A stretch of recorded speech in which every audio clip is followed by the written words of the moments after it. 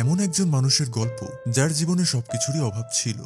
শৈশবে বড় স্বপ্ন দেখা তার জন্যও হয়তো অনেক বড় ব্যাপার ছিল, কিন্তু তার জীবনে এমন একজন বন্ধু আসে যে তার পুরো জীবনটাই বদলে দেয়। গল্পের শুরুতে দেখা যায় একজন বৃদ্ধা নারীকে, যিনি ৩০ বছর পর প্রথমবার তার ছেলেকে ফোন করে। তার ছেলের নাম সালভাটোরে ডি ভিটা, যিনি একজন খুবই নামকরা ও বিখ্যাত চলচ্চিত্র পরিচালক। আসলে সে গত ৩০ বছর ধরে নিজের বাড়িতে ফেরেনি, কিন্তু আজ ফোনটি রিসিভ করে তার গার্লফ্রেন্ড। সালভাটোরের মা বলে যখনই সালভাটোরে বাড়ি আসবে তাকে জানাতে যে আলফ্রেদো আর এই পৃথিবীতে নেই। রাতে যখন সালভাটোরে বাড়ি ফেরে তখন তার গার্লফ্রেন্ড তাকে জানায় যে আজ তার মা ফোন করে জানায় আলফ্রেডোর মৃত্যু হয়েছে।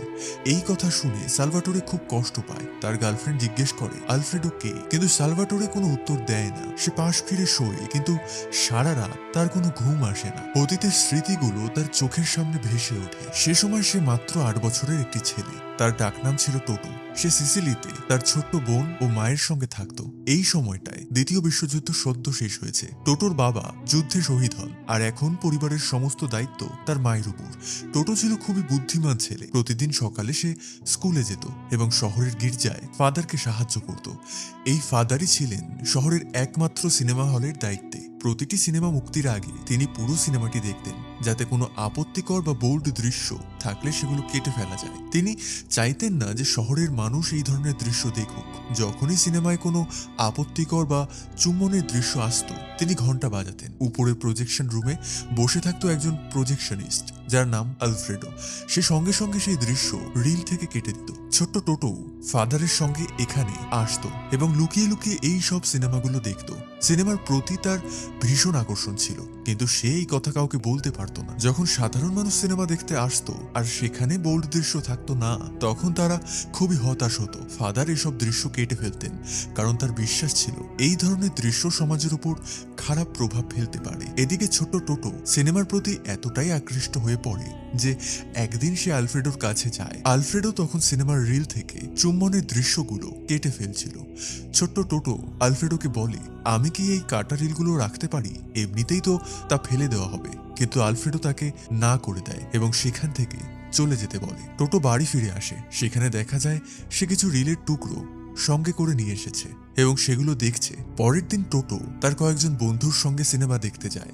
সবাই খুব আনন্দ করে, কিন্তু শহরের বড়রা সিনেমাটা তখন উপভোগ করতে পারে না, কারণ সব বোল্ড দৃশ্যগুলো কেটে দেওয়া হয়েছে। সিনেমা দেখে বেরোনোর সময় টোটো দেখে তার মা সামনে দাঁড়িয়ে আছে। তার মা তাকে বাজার করার জন্য টাকা দিয়েছিল, আর সেই টাকায় টোটো সিনেমা দেখে ফেলেছে। রাগের মাথায় তার মা সেখানেই তাকে মারতে শুরু করে। ঠিক তখনই আলফ্রেডো বাইরে আসে এবং টোটোকে মার খেতে দেখে তার কাছে এগিয়ে যায়। কারণ জানার পর সে টিকিটের টাকা তার মাকে ফিরিয়ে দেয়। আসলে টোটোর প্রতি তার দয়া হয়েছিল। চলে যাওয়ার আগে আলফ্রেডো টোটোর দিকে তাকিয়ে হাসে। পরদিন দেখা যায় ছোট্ট টোটো ফাদারের সঙ্গে কোথাও থেকে ফিরছে। ঠিক তখনই আলফ্রেডো সাইকেলে করে সেখান দিয়ে যায়। তাকে দেখে টোটো পায়ে আঘাত লেগেছে এমন ভান করে। আলফ্রেডো বিষয়টি বুঝে যায় এবং তাকে নিজের সাইকেলে তুলে নেয়। সাইকেলে যেতে যেতে টোটো আলফ্রেডোকে বলে, তুমি আমার সঙ্গে বন্ধুত্ব করবে না? আলফ্রেডো বলে, তুমি খুবই ছোট আর আমার বয়সও অনেক হয়ে গেছে, বন্ধুত্ব করার মতো নয়। এরপর সে টোটোকে তার বাড়ি পর্যন্ত পৌঁছে দেয়। তখন দেখা যায় টোটোর একটি বাক্সে আগুন লেগেছে, যেটা তার মা নেভানোর চেষ্টা করছে। আলফ্রেডো এসে দেখে সেই বাক্সের ভেতরেই রয়েছে সেই রিলের টুকরোগুলো, যেগুলো সে চার্চের কথা মতো বাদ দিয়েছিল। আলফ্রেডো বুঝে যায় সেই রিলগুলো ফেলে দেওয়ার পর টোটো কুড়িয়ে রিলের টুকরোগুলো নিয়ে বাড়ি চলে এসেছিল। সেই রিলগুলোর সঙ্গে টোটোর বাবার একটি ছবি ছিল, যা আগুনে পুড়ে গেছে। এই ঘটনায় টোটোর মা খুব রেগে যায় এবং টোটোকে মারতে থাকে, কারণ তার বাবার একটাই ছবি ছিল। সে আলফ্রেডোকে বলে, ওকে তোমার সিনেমা হল থেকে দূরে রাখো। এই রিলগুলোর কারণেই আমার স্বামীর একমাত্র ছবিটাও পুড়ে গেছে। বড় কোনো দুর্ঘটনাও ঘটতে পারত। আলফ্রেডো সেখান থেকে চলে যায়। পরদিন স্কুলের পর টোটো আবার বন্ধুদের সঙ্গে সিনেমা দেখতে যায়, কারণ তার সিনেমার প্রতি অদ্ভুত এক ভালোবাসা জন্মে গেছে। সিনেমা শেষ হলে সে আলফ্রেডোকে বলে যে সে প্রজেকশন রুমে যেতে চায়, কিন্তু আলফ্রেডো স্পষ্ট না করে দেয়, কারণ সে টোটোর মায়ের কাছে কথা দিয়েছিল। টোটো খুব হতাশ হয়ে পড়ে। তখন সে দেখে আলফ্রেডোর স্ত্রী প্রজেকশন রুমে খাবার নিয়ে যাচ্ছে। টোটো তাকে থামিয়ে টিফিনটা নিয়ে নেয় এবং নিজেই প্রজেকশন রুমে গিয়ে মিথ্যা বলে যে আলফ্রেডোর স্ত্রী তাকে পাঠিয়েছে। টোটোর সরলতায় আলফ্রেডোর মায়া হয়। আলফ্রেডো বলে, আমি 10 বছর বয়স থেকে প্রজেকশনিস্ট হিসেবে কাজ করছি। টোটো বলে, আমিও আপনার মতো একজন প্রজেকশনিস্ট হতে চাই। আলফ্রেডো উত্তর দেয়, না, তুমি আরো ভালো কিছু করো। এই কাজটা ভালো না, কোনো ছুটি নেই, কোনো উৎসব উপভোগ করা যায় না। আমি তো মনেই করতে পারি না যে শেষ কবে পরিবারের সঙ্গে কোনো উৎসব করেছি। কিছুক্ষণের জন্য আলফ্রেডোর বাইরে গেলে টোটো মেশিন নিয়ে নাড়াচাড়া শুরু করে, ফলে কিছু সময়ের জন্য প্রজেকশন বন্ধ হয়ে যায়। আলফ্রেডো ফিরে এসে তাকে চলে যেতে বলে এবং জানায় যে তার দুষ্টুমির কারণে তার চাকরিও চলে যেতে পারে। পরদিন টোটোর পরীক্ষা ছিল। তখন প্রিন্সিপাল এসে জানায় যে কিছু মধ্যবয়সী মানুষও এই পরীক্ষায় বসবে, কারণ তারা ছোটবেলায় পড়াশোনা করতে পারেনি। কয়েকজন লোক ক্লাসে আসে, যাদের মধ্যে আলফ্রেডোও ছিল। টোটো তাকে দেখে অবাক হয়ে যায়। প্রশ্নপত্র পেয়ে আলফ্রেডো কোনো উত্তর লিখতে পারে না।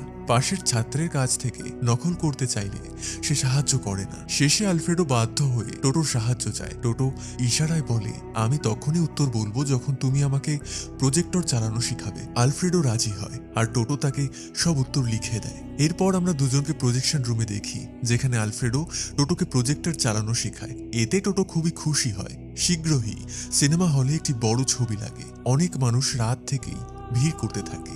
ভিড় বেশি হওয়ায় আলফ্রেডো অনেককেই বের করে দেয়, কিন্তু সবাই বাইরে দাঁড়িয়ে থাকে। তখন আলফ্রেডো প্রজেক্টরের আলো রিফ্লেক্টরের মাধ্যমে বাইরের দেয়ালে ফোকাস করে।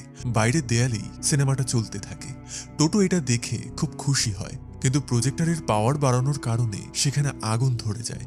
আলফ্রেডো আগুনের মধ্যে আটকে পড়ে এবং অজ্ঞান হয়ে যায়। সবাই পালাতে শুরু করে, কিন্তু টোটো তাকে বাঁচাতে উপরে ওঠে। আশেপাশে কেউ সাহায্য করার মতো ছিল না। সে নিজেই আলফ্রেডোকে টেনে নিচে নামিয়ে আনে। এরপর আলফ্রেডোকে হাসপাতাল নেওয়া হয়। সিনেমা হল পুড়ে যাওয়ায় শহরের মানুষ খুব হতাশ হয়, কারণ পুরো শহরে এটাই একমাত্র সিনেমা হল ছিল। ফাদার বলেন খুব শীঘ্রই এটা আবার তৈরি করা হবে। পুরোপুরি পুড়ে যাওয়ায় মালিক কম দামে এটি বিক্রি করে দেয়। একদল বিনিয়োগকারী কিনে নেয়, যেখানে ফাদারও অংশীদার ছিলেন। অল্প সময়েই সিনেমা হল মেরামত করা হয় এবং আবার পুনরায় চালু করা হয়। সবচেয়ে বড় সমস্যা হলো কোনো প্রজেকশনিস্ট ছিল না। আলফ্রেডো হাসপাতালে। তখন ফাদার বলেন টোটো ভালোভাবেই মেশিন চালাতে জানে, তাই ছোট্ট টোটোকেই প্রজেকশনিস্ট বানানো হলো। টোটো খুব ভালোভাবে কাজ করতে থাকে। এখন আর সিনেমা থেকে বোল্ড দৃশ্য কাটা হয় না, কারণ ফাদার নিজেও এর অংশীদার। তিনি চান বেশি মানুষ সিনেমা দেখতে আসুক। আমরা দেখি আলফ্রেডো, যার আগুনে পুড়ে যাওয়ার কারণে দুটো চোখ দৃষ্টিশক্তি চলে গেছে, সে টোটোর সঙ্গে দেখা করতে প্রজেকশন রুমে আসে। টোটো তাকে দেখে খুব খুশি হয় এবং তাকে জড়িয়ে ধরে। যদিও আলফ্রেডো কখনোই চাইতো না টোটো প্রজেকশনিস্ট হোক। সে সবসময় চাইতো টোটো বড় কিছু করুক, কিন্তু হয়তো এটাই তার ভাগ্য ছিল। অনেক বছর কেটে যায়। টোটো এখন বড় হয়ে গেছে। সে এখন কলেজে পড়ে এবং সিনেমা বানানোর প্রতি তার গভীর আগ্রহ তৈরি হয়েছে। তার কাছে একটি ক্যামেরাও আছে, যেটা দিয়ে সে চারপাশের জিনিসগুলো রেকর্ড করতে থাকে। তখন তার চোখ পড়ে একটি মেয়ের দিকে, যার নাম এলেনা। সে একই কলেজে পড়ে। প্রথম দেখাতেই টোটো তার প্রেমে পড়ে যায়, কিন্তু সে তার সঙ্গে কথা বলে না। এই কথা সে গিয়ে আলফ্রেডোকে বলে। আলফ্রেডো বলে, তুমি তো হাজার হাজার সিনেমা দেখেছো, কেন তাকে কোনো সিনেমার স্টাইলে প্রপোজ করছো না? এরপর সে একটি সিনেমার দৃশ্যের কথা বলে আর দুজনেই হেসে ওঠে। পরদিন সকালে টোটো আবারও এলেনাকে দেখে। দৌড়ে তার কাছে যায়, কিন্তু নিজের মনের কথা বলতে পারে না। পরে সে আলফ্রেডোকে বলে যে সে আবারও এলেনার সঙ্গে দেখা করেছিল, কিন্তু কিছু বলতে পারেনি। আলফ্রেডো বলে, একটা সিনেমায় নায়ক নায়িকাকে ইমপ্রেস করার জন্য টানা 100 দিন ধরে জানালার বাইরে দাঁড়িয়ে থাকতো। এতে নায়িকা ইমপ্রেস হয়ে যায়। তোমাকেও এমন কিছু করতে হবে। পরদিন টোটো আর আলফ্রেডো গির্জায় যায়। সেখানে তারা দেখে এলেনাও গির্জায় এসেছে। সে কনফেশন রুমের দিকে যাচ্ছিল। টোটো বিষয়টা আলফ্রেডোকে জানায়। আলফ্রেডো গির্জার ফাদারকে কথা বলে ব্যস্ত করে রাখে। এই সুযোগে টোটো কনফেশন রুমের কেবিনে ভেতরে ঢুকে পড়ে। এলেনা কেবিন থেকে বেরোতেই টোটো তাকে নিজের ভালোবাসার কথা জানায়। এলেনা বলে, আমি তোমাকে পছন্দ করি, কিন্তু এখনই তোমার সঙ্গে সম্পর্কে যেতে প্রস্তুত নই। তখন টোটোর আলফ্রেডোর কথা মনে পড়ে। সে বলে, যতদিন তুমি আমার ভালোবাসা মেনে নেবে না, ততদিনের জন্য প্রতিদিন আমি কাজের পর তোমার বাড়ির জানালার বাইরে দাঁড়িয়ে থাকবো। যেদিন তুমি আমাকে গ্রহণ করতে চাইবে, সেদিন জানলাটা খুলে দিও।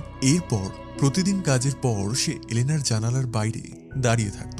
দিন যেতে যেতে সপ্তাহ, সপ্তাহ থেকে মাস, আর এভাবে 1 বছর কেটে যায়। এলেনা জানলার আড়ালে থেকে তাকে দেখত, কিন্তু কখনো জানলা খোলার সাহস পেত না। একদিন টোটো সাহস ভেঙে যায়। সে মেনে নেয় যে এলেনা কখনোই তার ভালোবাসা গ্রহণ করবে না।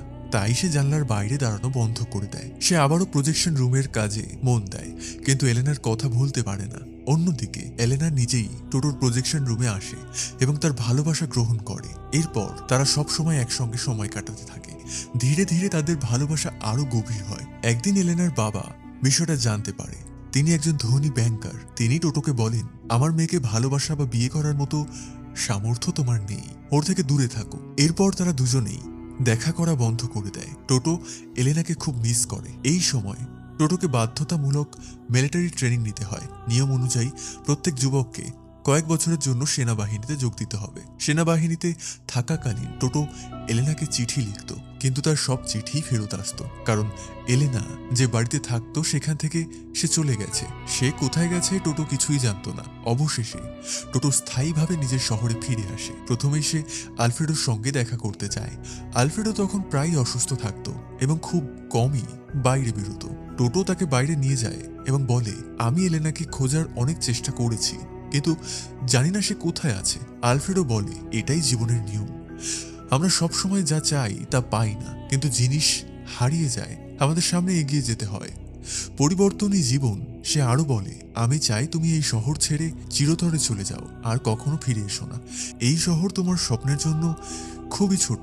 চলে যাওয়ার পর এখানকার কিছুই মনে রেখো না, না অতীত না আমাকে। তুমি শুধু সেটাই করো যা তুমি সবসময় করতে চেয়েছো।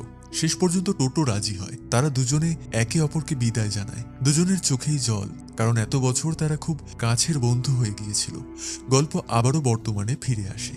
টোটো অর্থাৎ সালভেটোরে এখন একজন বিখ্যাত চলচ্চিত্র পরিচালক। সে ঘরে বসে তার সব স্মৃতি মনে করে। সে আবার নিজের শহরে ফিরে আসে।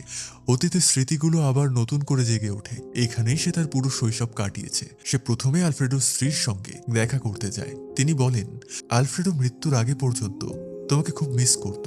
তুমি যত সিনেমা বানিয়েছো সেগুলো বারবার দেখে সে তোমাকে নিয়ে গর্ব করত। এরপর সে টোটোকে একটি সিনেমার রিল দেয়, যা ছিল খুব বড় একটি রিল, এবং বলে, আলফ্রেডো এটা তোমার জন্য বানিয়েছে। রিলটি নিয়ে সে সেখান থেকে বেরিয়ে যায় এবং সে পুরনো সিনেমা হলে যায়, যেখানে একসময় সে আর আলফ্রেডো প্রজেকশনিস্ট হিসেবে কাজ করত। কিন্তু এখন সেই সিনেমা হল বন্ধ। খুব শীঘ্রই ভেঙে সেখানে একটি পার্কিং লট বানানো হবে। সেই সিনেমা হলটি দেখে সে খুব আবেগপ্রবণ হয়ে পড়ে। তখন সে বুঝতে পারে কেন আলফ্রেডো তাকে চিরতরে এই জায়গা ছেড়ে চলে যেতে বলেছিল।